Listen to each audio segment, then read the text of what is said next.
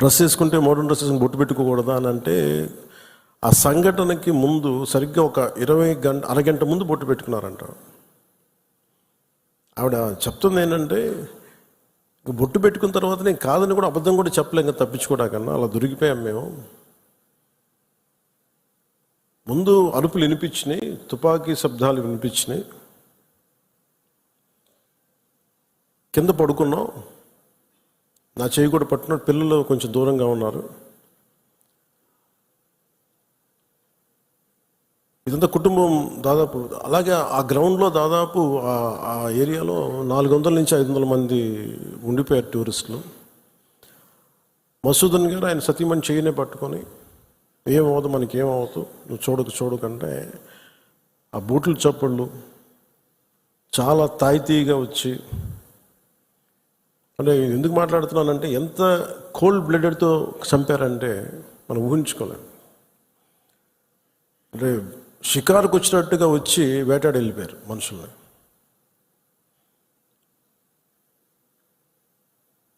మనకి ఏమవ్వదు అని అలా అంటుంటే బూట్ల శబ్దాలు ఆగినాయి. ఆవిడికి తెలిసిందల్లా తుపాకీ శబ్దాలు వినిపించినాయి. కళ్ళు తెరిచి చూస్తే మొత్తం ముఖం మీద మొత్తం రక్తం ఉండిపోయింది, భర్త తాలూకు రక్తం. ఎంత క్రూరంగా చంపారంటే, నేను వైజాగ్ కూడా వెళ్ళాను చంద్రమౌళి గారి ఇంటికి. ఎక్కడ తల ఉండాల్సిన చోట తల లేదు.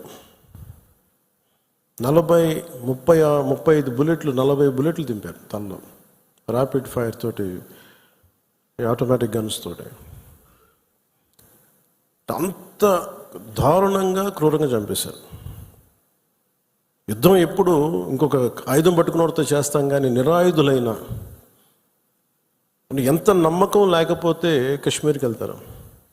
22-23లో దాదాపు 2 కోట్ల మంది వెళ్ళొచ్చారు.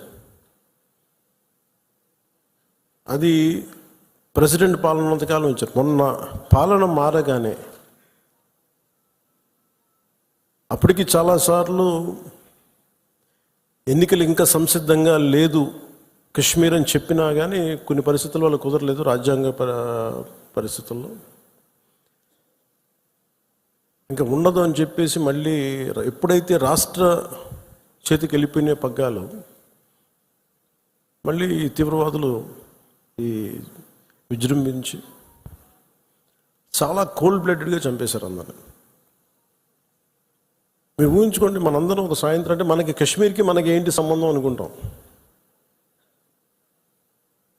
గ్లోబల్ విలేజ్ని మాట్లాడుతున్నాం, ప్రపంచాన్ని. అమెరికాలో చిన్నపాటి ఇన్సిడెంట్ జరిగితే దాని ప్రకంపనలు ఆంధ్రాలో కూడా ఉంటాయి. It's become a global village. అలాంటిది దేశం సరిహద్దులు ఏమి జరిగినా, దేశం లోపల ఏమి జరిగినా దాని ప్రకంపనలు మనకు కూడా తగిలి తీరుతాయి. మేబీ ఒక సగటు మనిషిగా బతికే మనకి అంత అవసరం లేకపోవచ్చేమో, కానీ మామూలు మనిషికి అవసరం లేకపోవచ్చేమో, కానీ బీయింగ్ ఎ పొలిటికల్ పార్టీ,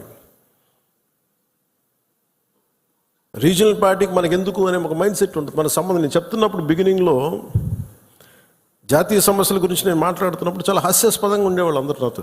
నీకు ఎందుకు ఇవన్నీ స్టేట్స్ విషయాలు చూసుకుంటే, state is a part of the country కదా, state is a part of the nation, how do we ignore? కానీ ఈ లిమిటెడ్, ఈ తక్కువ స్థాయి ఆలోచన విధానంతో మనం ఎప్పుడు బయట ఆలోచించాం, పరిధి దాటి ఆలోచించాం. సో ఇప్పుడు నేను ఆ దేశం కోసం ఎందుకు ఎంత తపన పడతానంటే, if borders are not secured, Kashmir భారతదేశం అదంచు దాడితే పాకిస్తాన్ వస్తుంది.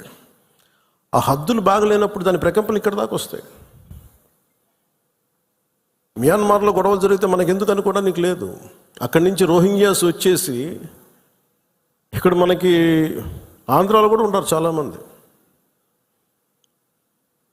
దాని ప్రకంపన దాని తాలూకు ఇంపాక్ట్ మనకి ఏముంటుంది అనుకుంటే, ఒక 10 సెంట్లు భూమి ఉంటేనే, రోజు 2 సెంట్లు భూమి ఉంటేనే మనం ఎంత తెలుస్తాం. అలాంటిది కంట్రీ సరిహద్దుల్ని మనం చూసుకోకపోతే నాయకులుగా వచ్చే ఉపద్రవాలు ఇలా ఉంటాయి. మన దేశం ఎప్పుడు కూడా చాలా మెత్తని దేశం. ఉగ్రవాదులకి ఎందుకు సమాధానం చెప్పలేం. మీరు నిజంగా ఆవిడ పడ్డ బాధ చూస్తే ఇంత కనికరం అవసరం లేదు ఉగ్రవాదుల మీద అనిపించింది. నిర్దాక్షిణ్యంగా తీసేయాలన్న ఆవిడన్న మాటలు. చంద్రమౌళి గారు మేము మన వైజాగ్లో కనుక, ఆయన retired employee, bank employee, retirement plan ఏం చేయాలో, పిల్లలు అమెరికా వెళ్ళిపోయి ఏం చేయాలో తెలియక ఆయన జస్ట్ ఒక 5 రోజుల కన్నా వెళ్తే ప్రాణాలు పోయినాయి. మీరు ఊహించుకోండి, మన సరదాగా చాట్ తిందామని చెప్పి హైదరాబాద్లో గోకుల్ చాట్కి వెళ్తే బాంబ్ బ్లాస్ట్ జరిగింది, ప్రాణాలు పోయినాయి. Simple chat.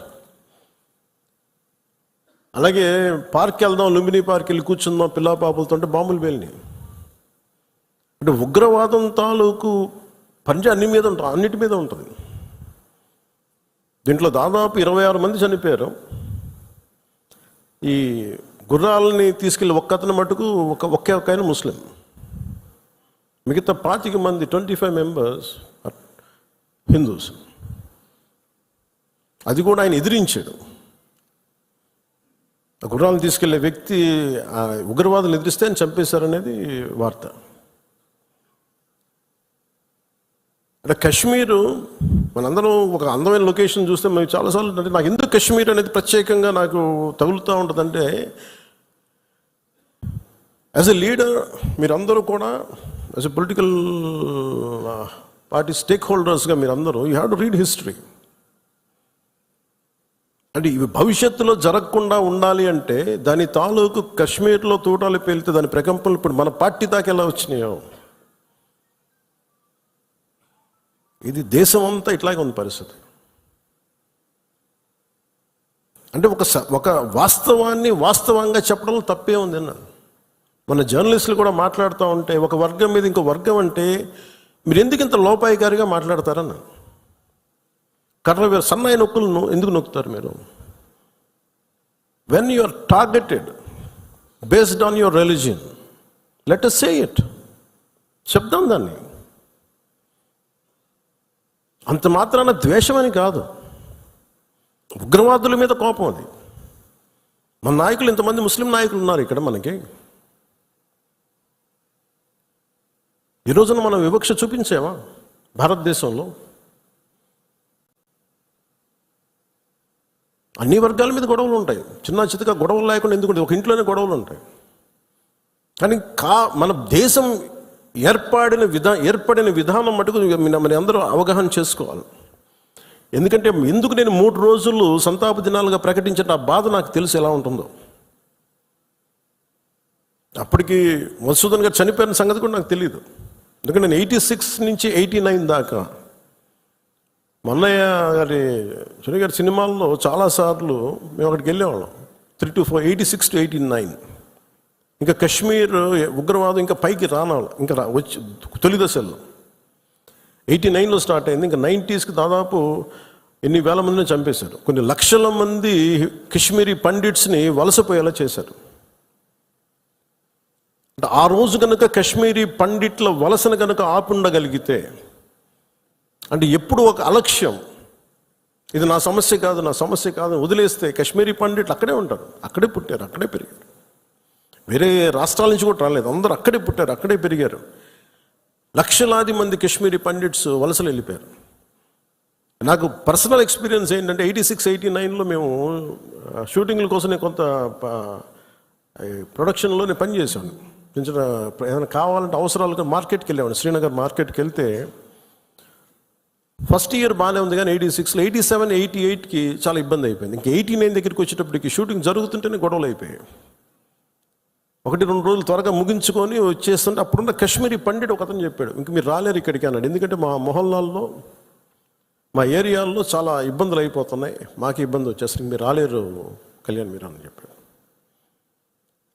అంటే ఆ రోజు నుంచి ఈ రోజు దాకా కశ్మీర్ ఎప్పుడు ఒక మండుతున్న సమస్య. మీరు as a party you make very stable. This is Janasena decision, all of our decision. అది Kashmir is an integral part of India that can not be denied. అది మీరు చాలా బలంగా మీరు మాట్లాడాలి. Kashmir is an integral part of India, it will be an integral part of India forever. ఎందుకంటే ఎందుకు మాట్లాడుతున్నానంటే కశ్మీర్ పేరు కశ్యప మహర్షి మీద వచ్చింది. అమర్నాథ్ టెంపుల్ కానీ, ఇక్కడి నుంచి కేరళ నుంచి కాశ్మీర్కి శంకరాచార్య వెళ్ళిన శంకరాచార్య మఠం కానీ తర్వాత మతాలు మారుండొచ్చేమో ప్రజలు, కానీ అందుకని మీరు దీన్ని చాలా బలంగా నమ్మాలి. యాజ్ ఒక చిన్న గొడవ జరిగినప్పుడు అది మనకెందుకని అనుకోకండి. అందుకని దిస్ ఈజ్ జనసేన స్టాండ్. ఇది నేను బలంగా నమ్ముతాం, బలంగా ఆచరిస్తాం. భవిష్యత్తులో ఇలాంటి సంఘటనలు జరగకుండా ఉండాలి. మనం ఇవ్వగలిగేది ఏంటంటే ఒక నాయకుడికి దేశాన్ని ఒక చిన్నపాటి ఇంటిని నడపాలంటేనే కష్టం. ఇన్ని రాష్ట్రాలు, ఇన్ని విభిన్నమైన సంస్కృతులు, ఇన్ని భాషలు, ఇన్ని పొలిటికల్ పార్టీస్, వీటన్నిటి మధ్య వైరుధ్యాల మధ్యలో ఒక ఏకాభిప్రాయంతో ఒక దేశాన్ని నడపాలి ఒక ప్రధానమంత్రికి అంటే ఎంత కష్టమైన పరిస్థితి అది. అలాంటి వ్యక్తులకి మనం ఇవ్వగలిగేది చిన్నపాటి ఊతం అంతే, చిన్నపాటి ఆసరా. ఎక్స్ట్రా గొడవలు క్రియేట్ చేయకుండా కొంచెం బాధ్యతగా మాట్లాడటం, అవసరమైన చోట భుజం కాయటం. As part of NDA this is our responsibility. ఎందుకు నేను దీన్ని ఫస్ట్ టైం, నేను ఇప్పుడు దాకా మాట్లాడిన విధానంలో కొంచెం సాఫ్ట్గా ఫస్ట్ టైం నేను ఎందుకు హిందూ టార్గెటెడ్ హిందూ, మిగతా వాళ్ళు ఇబ్బంది పడతా ఉన్నారు మాట్లాడటానికి. ఉగ్రవాదులు టార్గెట్ చేసి హిందువులను చంపారు, ఇది సత్యం.